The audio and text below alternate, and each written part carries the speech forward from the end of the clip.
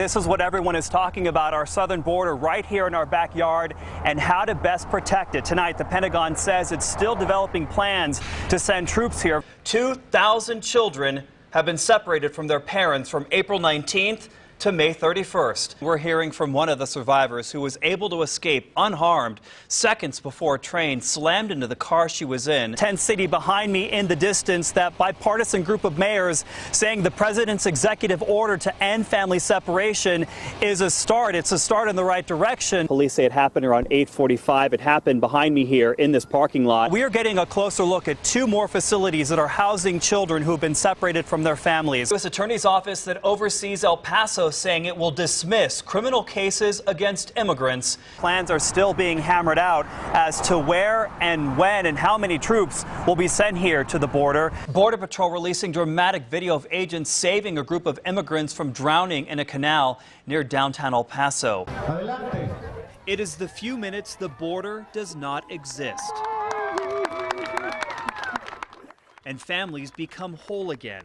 Rodolfo Arrevelo in the white hat hasn't seen his parents and siblings in 2 years. He says, for a few minutes, I can hug them. The reunion brief taking place in what is normally a barren Rio Grande riverbed. Today, a sea of families shedding tears. The event making this possible, Hugs Not Walls. It's a very good program. They give us the chance for him to see his family. See and meet family, like these babies introduced for the first time. Today, everyone here separated by color. Those wearing blue shirts live in the U.S. Those in white, Mexico, unable to cross legally. Hundreds traveling to El Paso for this reunion the past 5 years. It's also a reminder, a very stark reminder of the tragedy that comes with family separation. And when time is up, families walk back across the border, holding on to a hug that will have to last until the next time they meet. Whenever that may be. Just right around 1 3/4. Tape measure in hand. Blaine Mullican is not a contractor. About 1.5 inches on those letters. He's not an inspector. We need to enforce things as a community. He's just a guy who went to brunch the first Sunday in March. I was parked exactly right here. Parked at the Wells Fargo Bank on George Dieter and Rojas, and when he came back, his car was gone. I was scared at first. I thought, somebody stole my car. Stolen, no. Towed, yes, by a company called 80 Wrecker Service. Hey, look, I'm gonna call the cops on you. Blaine says that's an employee at 80 Wrecker threatening to call the police on him. That they said I was playing hardball when I was simply asking for things that I'm entitled to know. Like providing a list of charges on his bill. Okay, a schedule of fees says it shows the breakdown for all the fees of so it justifies everything. We don't have that. And the ability to pay his $126 bill with a card. Yeah, can I just verify that you guys only accept cash? You guys don't accept debit or credit cards? Sorry? No, we don't. Both violations according to the Texas Department of Licensing and Regulation, or TDLR. And those aren't the only laws the department says 80 Wrecker is breaking. The TDLR says the driver who towed Blaine's car did not have a towing license, something the TDLR issued a fine to 80 Wrecker for in the past. And on the day of the tow, 80 Wrecker did not have a license to store towed vehicles, also required by state law. KTSM requested the violations from the TDLR by 80 Wrecker Service, and we got this, a long list of more than a dozen dating back to 2013. Violations like not properly displaying proof of insurance in their trucks, or not having legible information about their truck's specifications. We went to 80 Wrecker Service to talk to the owner about the audio recording.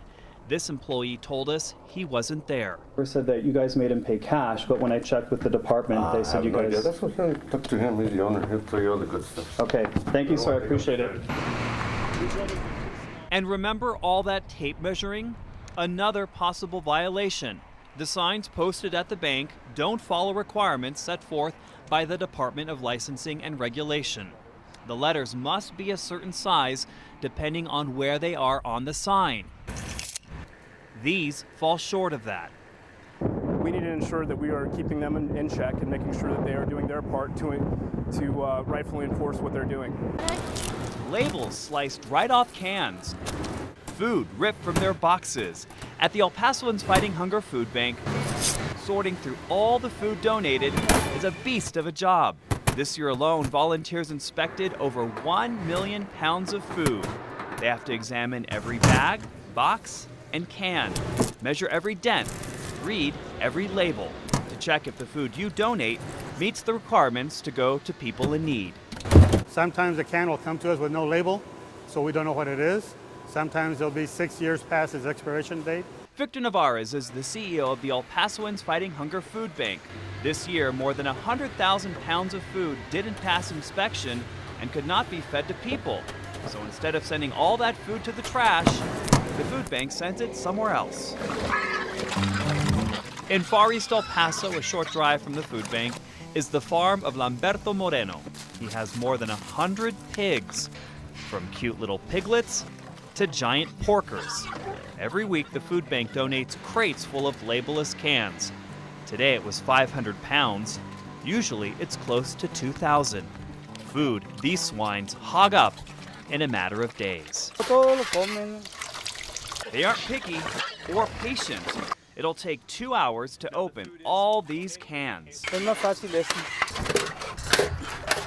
Even with the help of this fast-slicing metal machine. Ya la venden así. No, no es cierto. No, le hizo mi amigo. It takes some practice to master. I'm gonna get a big can.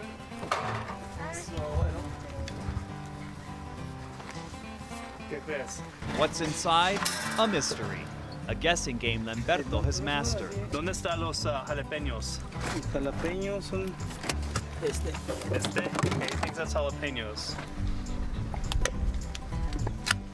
Yep, he was right. Jalapenos, chili beans, pineapple juice, all on today's menu.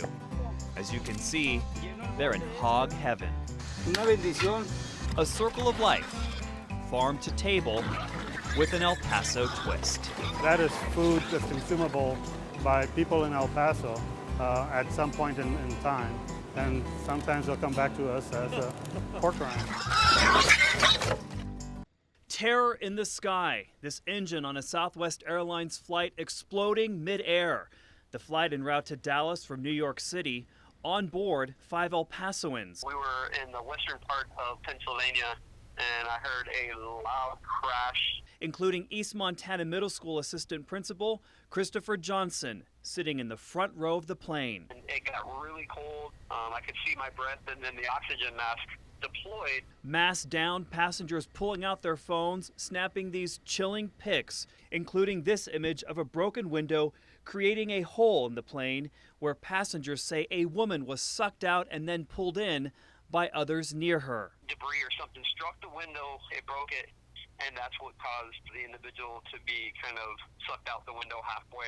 That passenger, a mother of 2 from Albuquerque, Jennifer Reardon, the only passenger to die from injuries during the blast. You know, they were asking for anybody with medical experience. The plane making an emergency landing in Philadelphia. On the ground, Johnson tweeting Southwest Airlines, thanking the crew for their calm during the chaos in the sky, and the pilot, Tammy Jo Schultz, for the safe landing. She is a hero. I mean, she landed a plane from 10,000 feet on one engine.